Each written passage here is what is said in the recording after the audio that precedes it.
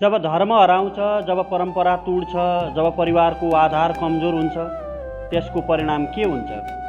महाभारतको रणभूमिमा उभिएका अर्जुनले केवल त्यो क्षणको युद्ध मात्र होइन, युद्ध पश्चातको समाजको भविष्य देखिरहेका थिए। श्रीमद् भागवत गीताको पहिलो अध्यायको 38औं श्लोकदेखि 43औं श्लोकसम्म अर्जुनले चेतावनी दिन्छन्। कुलको नाश हुँदा धर्म नष्ट हुन्छ, धर्म नष्ट हुँदा अधर्म बढ्छ, अधर्म बढ्दा सम्पूर्ण समाज अन्धकारमा डुब्छ। आजको हाम्रो समाज, हाम्रो परिवार, के हामी त्यही बाटोमा त जाँदै छैनौँ? नमस्कार, जय श्री कृष्ण। आउनुहोस् आज गहिरो रूपमा यी 6वटा श्लोकहरूको व्याख्यानलाई बुझ्ने प्रयत्न गरौँ, यो भावलाई बुझ्ने प्रयत्न गरौँ। अघिल्ला श्लोकहरूमा अर्जुनले सम्पूर्ण कौरव पक्ष, गुरु, बन्धु बान्धवहरूलाई स्वजन भनेर सम्बोधन गरेका थिए।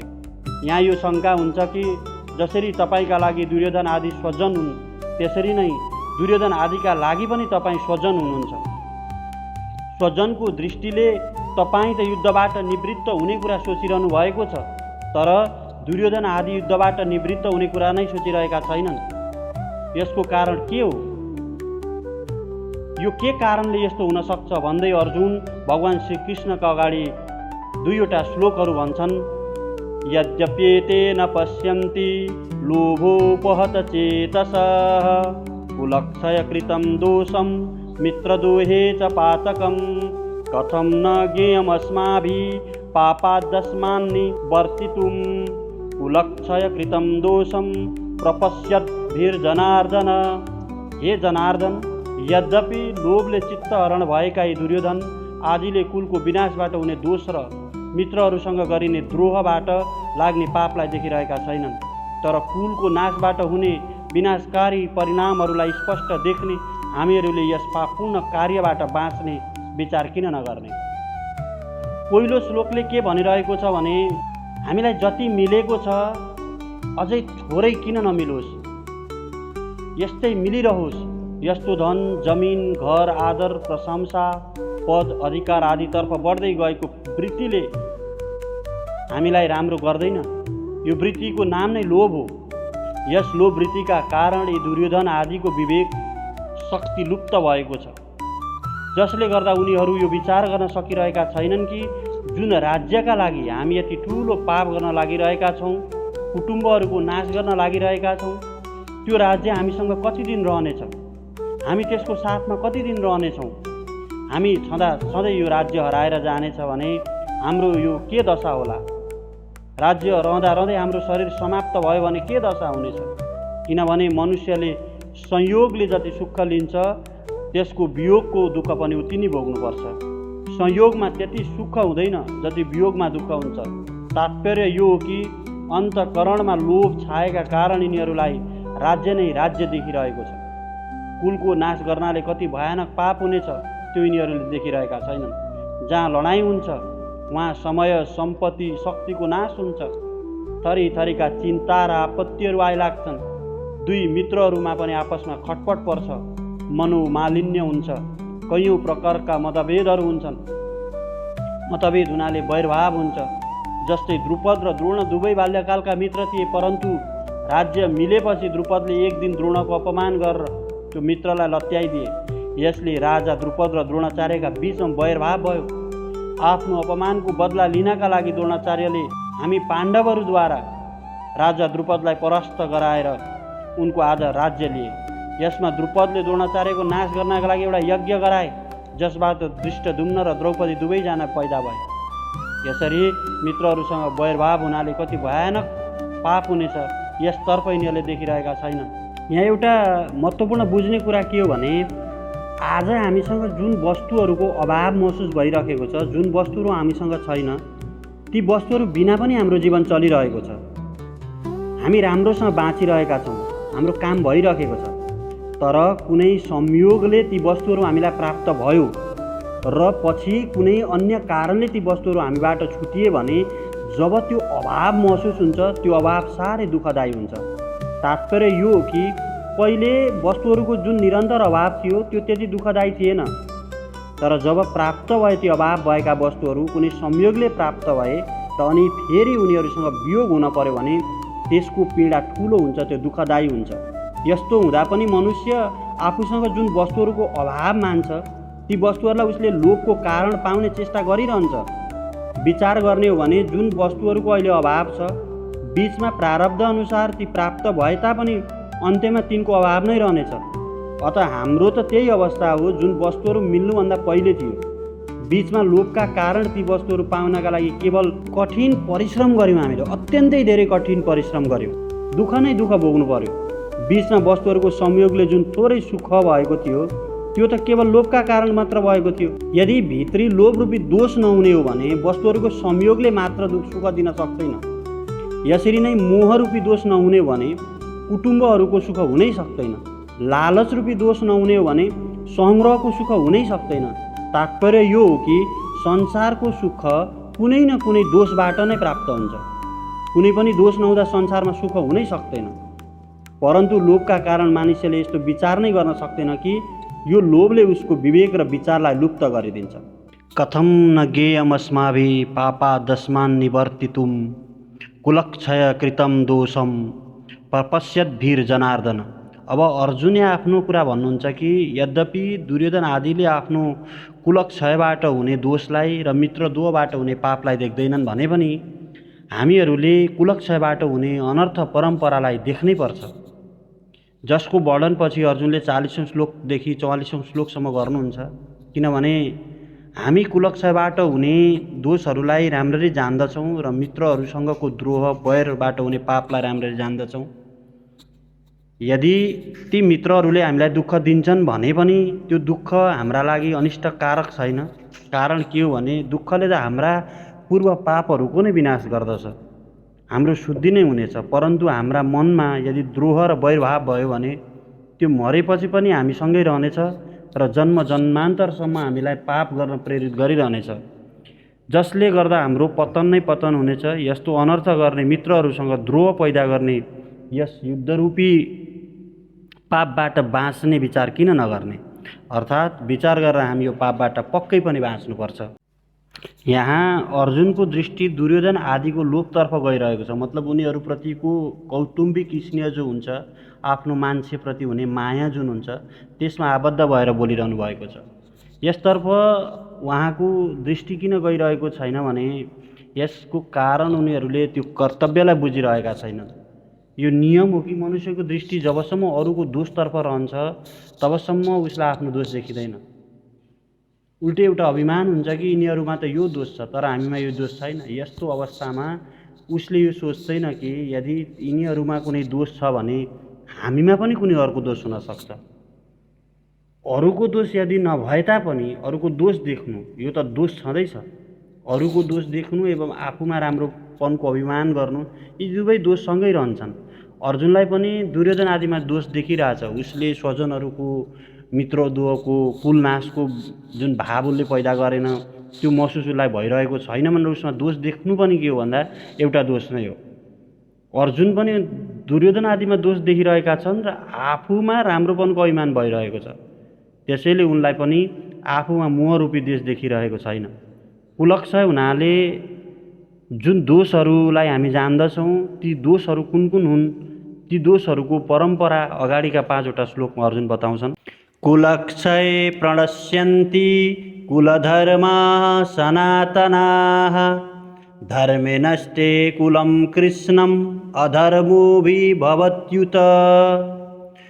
कुलको नाश हुनाले सनातनदेखि चल्दै आएका कुल धर्महरू नष्ट हुन्छन्। यसरी धर्म नष्ट भएपछि बाँकी रहेको हाम्रो सम्पूर्ण कुलहरूलाई अधर्मले पूर्ण रूपमा आफ्नो कब्जामा लिन्छ। अर्थात् बाँकी रहेका सदस्यहरू पनि अधर्ममा फस्न जान्छन्। कुलक्षय प्रणश्यन्ति कुलधर्म सनातना भन्नुको तात्पर्य के हो भने जब युद्ध हुन्छ तब त्यसमा कुल वंशको क्षय हुन्छ। जबदेखि कुल आरम्भ भएको छ तबदेखि कुलका धर्म अर्थात् कुलका पवित्र परम्पराहरू, पवित्र रीतिहरू, मर्यादाहरू पनि परम्परादेखि नै चल्दै आएका छन्।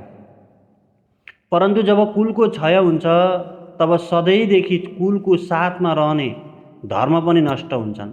अर्थात् जन्मको समय, द्विजाति संस्कारको समय, विवाहको समय, मृत्युको समय र मृत्यु पश्चात गरिने जुन जुन शास्त्रीय पवित्र रीतिरिवाजहरू हुन्छन् जो जीवित र मृत मनुष्यका लागि यस लोकमा र परलोकमा कल्याण गर्ने खालका हुन्छन् ती नष्ट हुन्छन्। कारण के हो भने जब कुलकै नाश हुन्छ तब कुलको आश्रित रहने धर्म कसको आश्रित रहन्छन् त? धर्मे नष्टे कुलम कृष्णम अधर्मो विभवत्युत। जब कुलका पवित्र मर्यादाहरू पवित्र आचरणहरू नष्ट हुन्छन् तब धर्मको पालन नगर्नु र धर्म विपरीत कर्म गर्नु अर्थात् लायक काम नगर्नु र गर्न नहुने काम गर्नु रूपी अधर्मले सम्पूर्ण कुललाई दबाइदिन्छ अर्थात् सम्पूर्ण कुलमा अधर्म फैलिन्छ। यहाँ अब यो शङ्का हुन्छ कि जब कुल नै नष्ट हुनेछ, कुल नै नरहने हुनेछ र नरहने अवस्थामा हुन्छ तब अधर्मले कसलाई दबाउला? यसको उत्तर यो हो कि यो लडाइँमा जो योग्य छन्, जो लडाइँ लड्न योग्य रहेका छन् ती त युद्धमा मारिन्छन्, तर जो लडाइँका लागि योग्य छैनन् यस्ता बालक र स्त्रीहरू पछि बाँकी रहन्छन्, उनीहरूलाई अधर्मले दबाउँछ। कारण के हो भने जब युद्धमा शस्त्र शास्त्र व्यवहार आदिका जानकार र अनुभवी पुरुषहरू मर्छन् तब पछि बाँचेका मानिसहरूलाई राम्रो शिक्षा दिने र उनीहरूमाथि शासन गर्ने कोही पनि रहँदैन। यसले गर्दा मर्यादा र व्यवहारको ज्ञान नहुनाले उनीहरू मनपरी आचरण गर्न थाल्छन् अर्थात् नालायक काम गर्नेछन्, गर्न नहुने काम गर्नेछन् र अन्तमा उनीहरू अधर्ममा फैलिएर जानेछन्। अझै प्रश्न पार्दै अघिल्लो श्लोकमा अर्जुन भन्छन् अधर्माभिभवात् कृष्ण प्रदुष्यन्ति कुलस्त्रियः स्त्रीषु दुष्टासु वार्ष्णेय जायते वर्णशङ्करः। हे कृष्ण, कुलमा अधर्म धेरै बढेपछि कुलका स्त्रीहरू दूषित हुन्छन्। हे वार्ष्णेय, स्त्रीहरू दूषित भएपछि वर्णशङ्कर पैदा हुन्छन्। अधर्माभिभवात् कृष्ण प्रदुष्यन्ति कुलस्त्रिय, यसको तात्पर्य के हो भने धर्मको पालन गर्नाले अन्तःकरण शुद्ध हुन्छ। अन्तःकरण शुद्ध हुनाले बुद्धि सात्विक हुन्छ। सात्विक बुद्धि हुनेले के गर्नुपर्छ र के गर्नु हुँदैन भन्ने विवेक जागृत हुन्छ। जब कुलमा अधर्म बढ्छ तब आचरण अशुद्ध हुन थाल्छ, जसले अन्तःकरण पनि अशुद्ध हुन्छ। अन्तःकरण अशुद्ध हुनाले बुद्धि तामसी बन्छ। बुद्धि तामसी हुनाले मनुष्य अकर्तव्यलाई कर्तव्य र कर्तव्यलाई अकर्तव्य मान्न थाल्छ, अर्थात् उसमा शास्त्र मर्यादा विपरीत कुराहरू पैदा हुन थाल्छन्। यस विपरीत बुद्धिले कुलका स्त्रीहरू दूषित अर्थात् व्यभिचारिणी हुन पुग्छन्। स्त्रीषु दुष्टासु वार्ष्णेय जायते वर्णशङ्कर, स्त्रीहरू दूषित हुनाले वर्णशङ्कर पैदा हुन्छन्। पुरुष र स्त्री दुवै अलग अलग वर्णका भएर उनीहरूबाट जुन पैदा हुन्छन् ती वर्णशङ्कर हुन्छन्। अर्जुन यहाँ भगवान श्रीकृष्णलाई सम्बोधन गर्दै के भनिरहेका छन् भने तपाईँ सबैलाई आकर्षित गर्ने कृष्ण हुनुहुन्छ। इति कर्षति कृष्ण, शास्त्रमा सबैलाई आकर्षण गर्ने शक्ति, सबै आकर्षित हुने भएकाले भगवान श्रीकृष्णलाई कृष्ण भनिएको। इति कर्षति कृष्ण भनेर शास्त्रमा उल्लेख गरिएको छ। तसर्थ तपाईँ यो बताउनुहोस् कि हाम्रो कुललाई तपाईँ कुनतर्फ आकर्षित गर्न चाहनुहुन्छ, कता लैजान चाहनुहुन्छ। यहाँ वार्ष्णेय सम्बोधन दिनुको तात्पर्य के हो भने कृष्ण वृष्णि वंशमा अवतार लिनुभएको थियो, त्यसकारण उहाँलाई यहाँ वार्ष्णेय कल भनिराखिएको छ। जब हाम्रो कुलको नाश हुन्छ, हाम्रा वंशजहरू हाम्रा कुलहरू के भनिन्छन्, के भन्नेला उनीहरूलाई, यहाँनिर कृष्णलाई वंशको नाम दिएर प्रश्न गरिरहेको छ। हरेक शब्दको हरेक ठाउँमा आफ्नो आशयसहित प्रयोग भएको छ। यहाँ कृष्णलाई वार्ष्णेय भनेर वंशको जुन परिचय बताउन खोजिराखेको छ, त्यही हिसाबले अर्जुन हाम्रो वंश चाहिँ के होला त भोलि, जसरी तपाईँलाई वार्ष्णेय भनिएको छ भने हाम्रो वंश के होला भनेर यहाँ भगवानलाई अर्जुन सम्बोधन गरिरहेछन्। र अगाडिको श्लोकमा अर्जुन भन्छन् शङ्करो नरकायैव कुलघ्नानां कुलस्य च पतन्ति पितरो येषां लुप्त पिण्डोदक क्रिया। अर्थ हुन्छ वर्णशङ्कर मतलब मर्यादा विपरीतका सन्तानले कुलको विनाश गर्नेहरू र सम्पूर्ण कुललाई नै नरकमा लैजाने खालका हुन्छन्। पिण्ड र तर्पणको क्रिया रोकिन्छ, त्यसकारण यी कुलघातीहरूका पितृहरू आफ्नो स्थानबाट तल खस्छन्, अर्थात् पितृहरूको पनि पतन हुन्छ।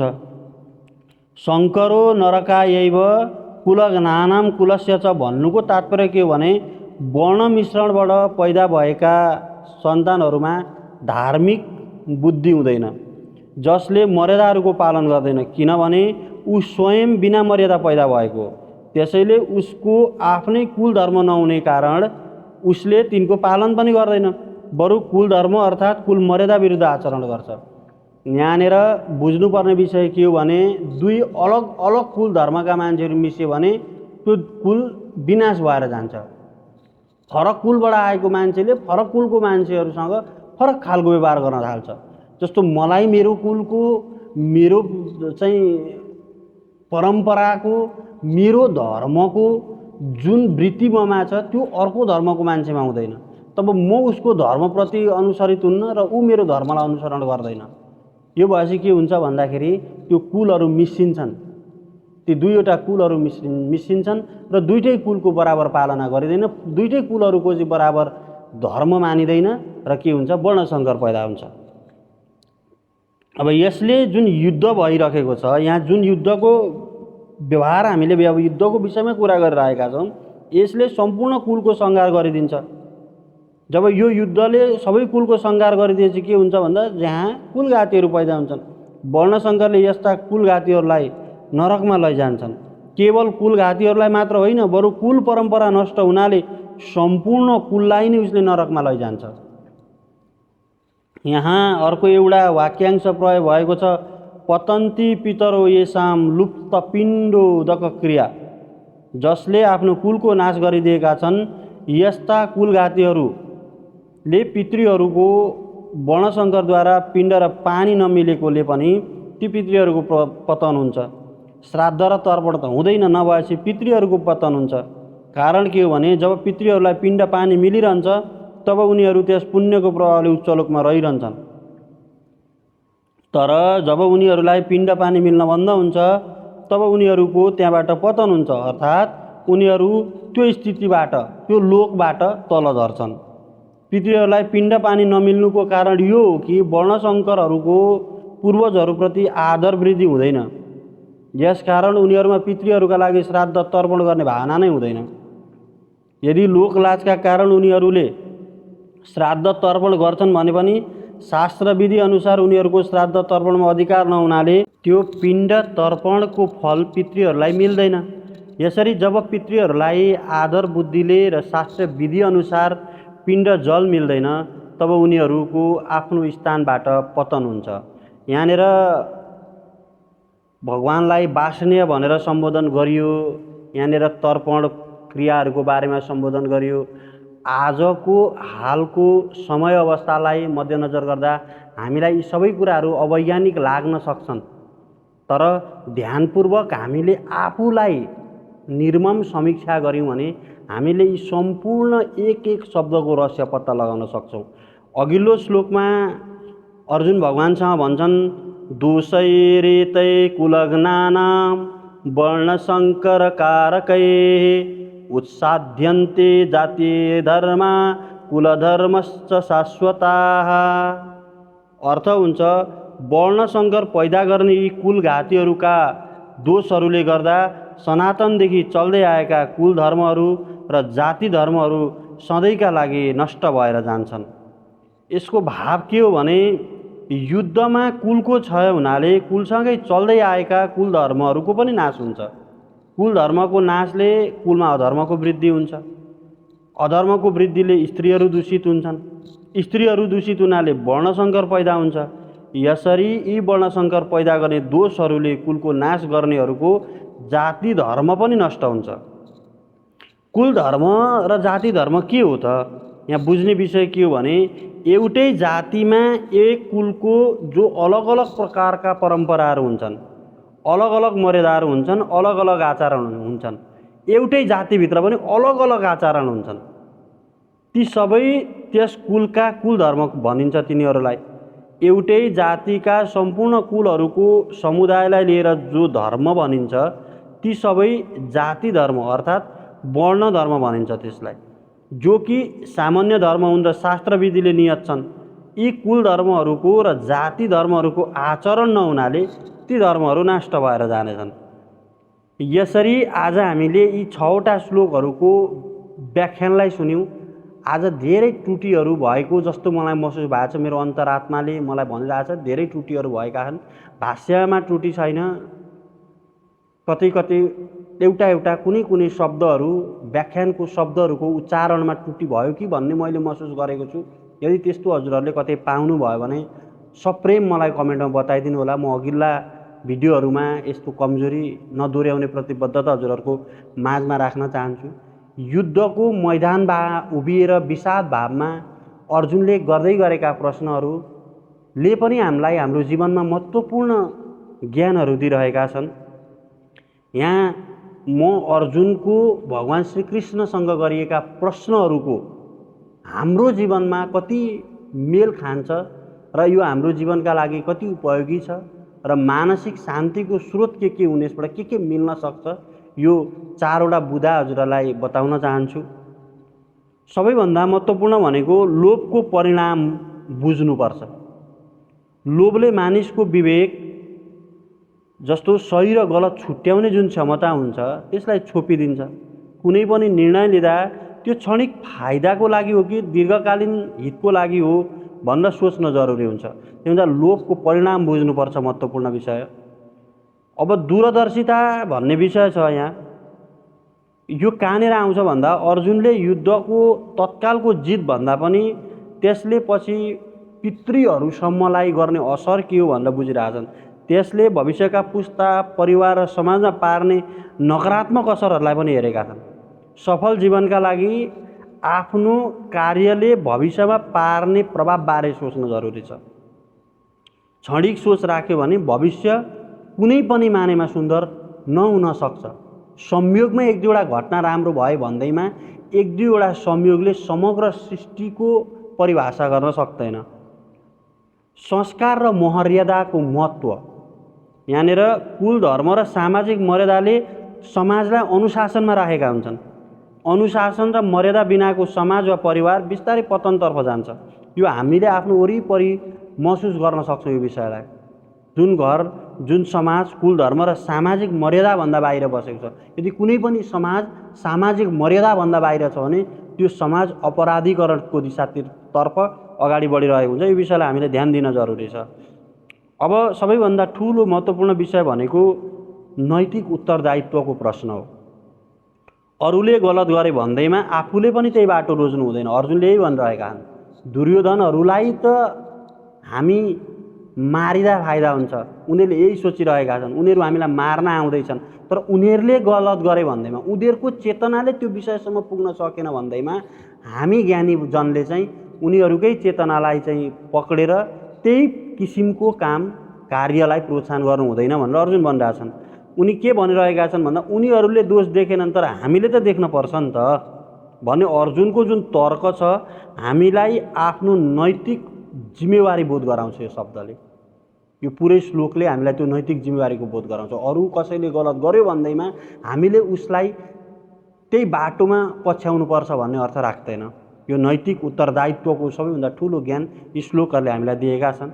अब मानसिक शान्तिको विषय यहाँ के आउँछ भन्दाखेरि भावनाको सन्तुलन। हामीले हाम्रो भावनालाई सन्तुलित राख्न सक्यौँ भने हामी जीवनमा सफल हुन्छौँ। लोभ, मोह, क्रोध जस्ता भावनाले मानसिक स्पष्टतालाई नष्ट गरिदिन्छन्।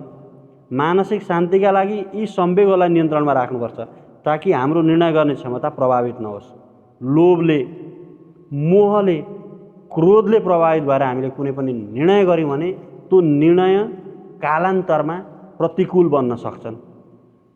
अन्तस्करणको शुद्धि 41औं श्लोकमा के भनेको छ भने अधर्मले अन्तःकरणको अशुद्ध हुन्छ, बुद्धि तामसी बन्छ।